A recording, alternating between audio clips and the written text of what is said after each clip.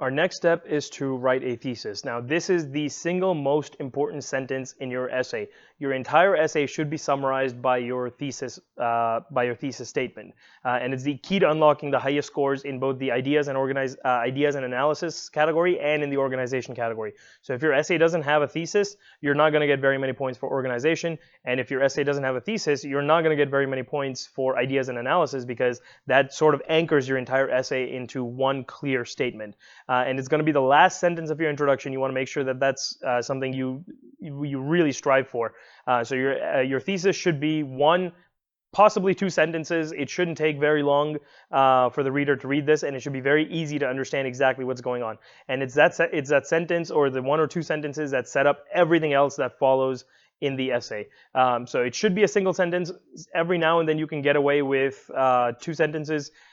Try your best to keep it to one sentence, but because it carries a lot of information, it's going to be a long sentence, it's going to be complicated, and you may need to use a semicolon, you may need to use complex sentence structure, but you want to make sure that you put everything you've got into this thesis. So it should take about 1 to 2 minutes to write, and generally after you're done with the planning, this is the last step you have of that planning process once you're writing up your thesis, and this should leave you about 30 minutes to write your entire essay, which includes the thesis as well. So you want to make sure that you do a really, really good job in writing your thesis because it is the single most important sentence in your essay.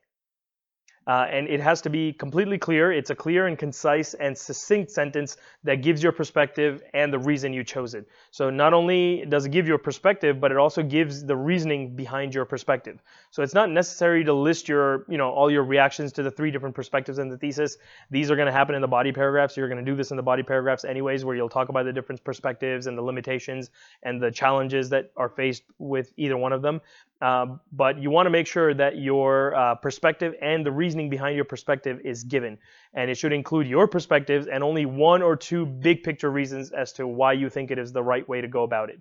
And we'll show you an example of this here in just a second. So the perspective that we chose, right, that was this one right over here, right? We chose this perspective right over here. Private colleges have the right to admit whoever they want, but public colleges should be obligated to admit on a need-blind basis.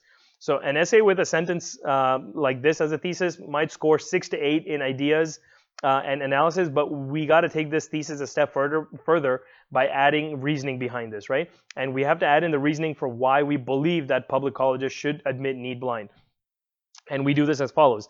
Because education is a public right, public colleges should be obligated to admit on a need-blind basis. So this covers our bases, right? We're saying that public colleges should be obligated to admit on a need-blind basis because education is a right of the public, right? It is an essential human right that we're saying, or in this case, a public right that we're saying.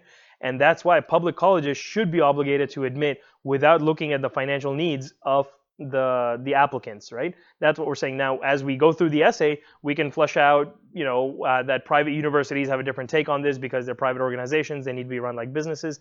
But in this instance, because education is a public right, we are saying that public colleges should be obligated to admit on a need-blind basis. That's the nuance here that they're looking for. You want to make sure that your thesis encompasses the reasoning behind why you believe what you believe and exactly what you believe, or what your reasoning is or what your perspective is. So let's try the exercise on page 165. Once again, the page numbers could have shifted.